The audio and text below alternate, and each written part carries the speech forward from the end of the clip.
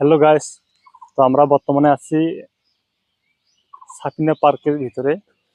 এটা আছে, লোকেশন আছে গোদাগাড়ি, রাজশাহী। তো দেখতে পাচ্ছেন কত সুন্দর দৃশ্য।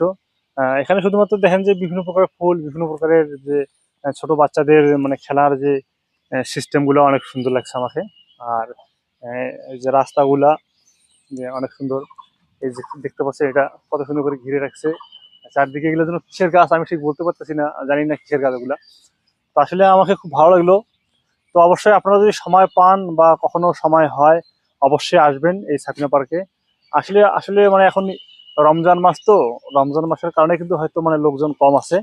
তো যখন এমনিতে এমনিতে দিনগুলোতে হয়, তখন আসলে ভালোই হয় আর কি। তো দেখতে পাচ্ছেন, দেখেন কত সুন্দর মানে সব রাস্তাগুলো। আর বিশেষ করে যে ফুল, বিভিন্ন প্রকারের ফুল, বিভিন্ন ফুল বিভিন্ন নামের মানে নাম জানা না জানা অনেকগুলো ফুল।